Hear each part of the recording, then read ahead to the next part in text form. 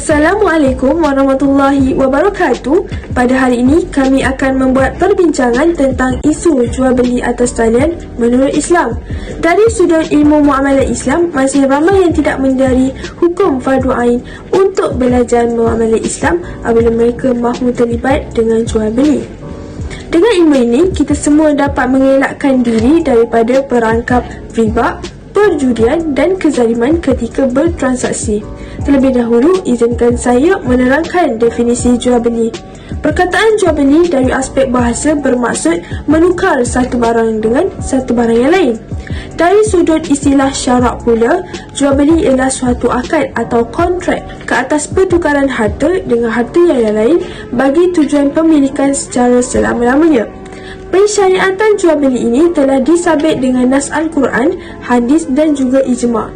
Antara dalil yang menghalalkan jual beli ialah wa ahallallah al-bai' wa harrama al-riba, yang bermaksud Allah telah menghalalkan jual beli dan mengharamkan riba.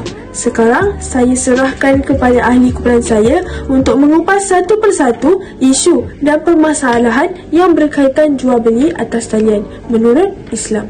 Dipersilakan.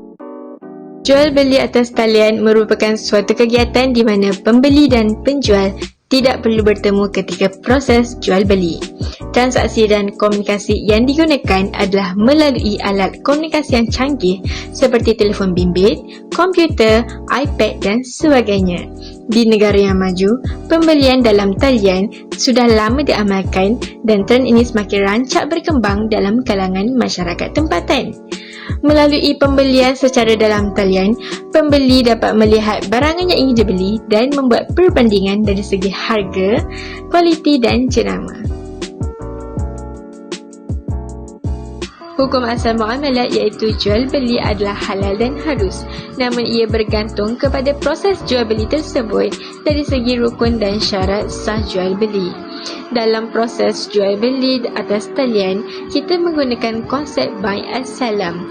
Bai' as-salam atau salaf adalah pembelian secara tempahan, di mana pembeli menempah barang dan membayar harganya, manakala penjual menerima bayaran dan menghantar barang yang ditempah kepada pembeli pada suatu tempoh yang telah ditetapkan.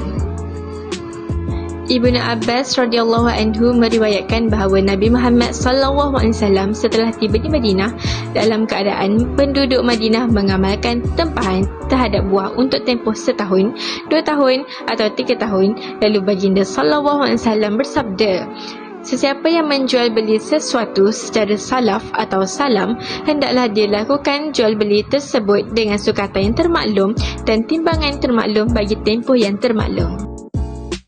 Seterusnya adalah rukun jual beli dalam Islam.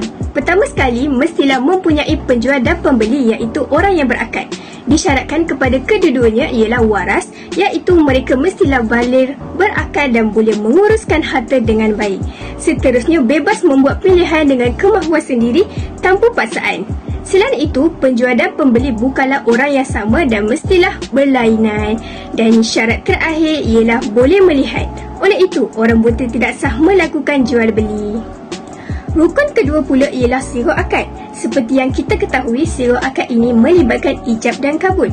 Lafaz yang terbit daripada penjual dan pembeli bagi menggambarkan keredaan keduanya untuk melakukan akad. Akad ini tidak sah sekiranya terikat dengan sebarang syarat atau tempoh tertentu. Rukun terakhir adalah barang jualan dan harganya. Barang tersebut perlulah wujud dan dijelaskan sifatnya oleh penjual ketika akad dilakukan. Barang jualan itu mestilah boleh dimanfaatkan dan menepati syarat. Penjual iaitu orang yang mempunyai kuasa ke atas barangan yang ingin dijual perlu memastikan barang itu mampu diserah. Kita pergi pula kepada syarat jual beli atas talian menurut Islam. Jual beli secara atas talian keharusannya ditentukan dengan melihat kepada pelaksanaan transaksi jual beli tersebut. Antaranya ialah penjual dan pembeli, di mana mereka boleh menghubungi penjual melalui telefon, email atau laman sosial untuk mengetahui lebih lanjut mengenai ciri-ciri barang itu. Dengan kata lain, wujud perbincangan tawar-menawar dan sebagainya yang sering berlaku dalam proses jual beli biasa. Cuma di sini tidak dinyatakan syarat boleh melihat. Bagi sirah akad pula, ijab kabulnya dengan tulisan yang berbentuk mesej elektronik. Dari segi barang jualan, barang yang dijual mestilah kepunyaan penjual. Spesifikasi barang, harga, jenis, modal dan sebagainya perlu dipaparkan di laman web tersebut supaya pembeli dapat mengetahui maklumat mengenai produk.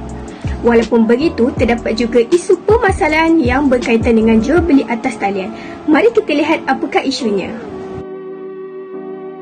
Lakukan kontrak ke atas barang yang gaib, hukumnya adalah tidak sah secara umum. Hal ini kerana barang yang gaib merupakan salah satu syarat tidak sah dalam aktiviti jual beli. Kita dapat lihat dalam platform e-dagang hanyalah menjalankan aktiviti secara dalam talian dan tidak melibatkan kontrak secara langsung, serta penjual dan pembeli tidak berada di dalam satu majlis yang sama. Namun, terdapat cara yang membolehkan kontrak ke atas barang yang gaib dijalankan, iaitu kontrak secara salam. Antara syarat kontrak secara salam juga tidak melibatkan barang dilihat secara zahir. Cukup sekadar memberitahu sifat-sifatnya di dalam platform e-dagang, contohnya aplikasi Shopee. Dengan ini, pembelian secara di dalam talian atau kontrak ke atas barang yang gaib dapat dijalankan kerana adanya kontrak secara salam. Isu lain yang sering timbul dalam jual beli atas talian adalah mengenai hukum melakukan kontrak ke atas barangan yang tidak ada atau tidak wujud. Para penulis kitab sunnah meriwayatkan Hakim bin Hizam radhiyallahu anhu berkata, "Ya Rasulullah, ya'tina ar-rajul fayuridu minni al-bai' laysa indi, afa abta'uhu lahu min as-suq faqala la tabi' ma laysa indaka." Maksudnya, wahai Rasulullah, ada seorang lelaki datang meminta saya menjual kepadanya barang yang saya tiada. Saya bertindak menjual kepadanya. Bolehkah saya membeli barang tersebut di pasar untuk diserahkan kepadanya? Baginda bersabda, "Janganlah engkau jual barangan yang tiada padamu." Riwayat Abu Daud. Maka jelaslah di sini bahawa jual beli barangan yang tidak wujud adalah haram. Hukumnya berdasarkan larangan Rasulullah SAW di dalam hadis di atas. Kontrak yang dilakukan antara penjual dan pembeli tersebut juga tidak sah kerana tidak memenuhi syarat-syarat utama barangan yang boleh dijual secara nyata. Tambahan pula, jual beli ini termasuk dalam jual beli berisiko. Namun begitu, atas faktor kemaslahatan masyarakat, sebahagian ulama mazhab Syafi'i kontemporari mengharuskan jual beli dengan modal pendahuluan dan penyerahan barang ditangguh ke suatu masa yang ditetapkan dengan jaminan barangan yang dipesan memenuhi kriteria yang dipesan oleh pembeli. Para ulama bersepakat dalam mengharuskan jual beli yang menggunakan kaedah jual beli salam dan tempahan pembuatan. Jual beli yang dilakukan juga sah. Oleh itu, isu seperti melakukan kontrak terhadap barangan yang tiada adalah tidak sah pada asalnya.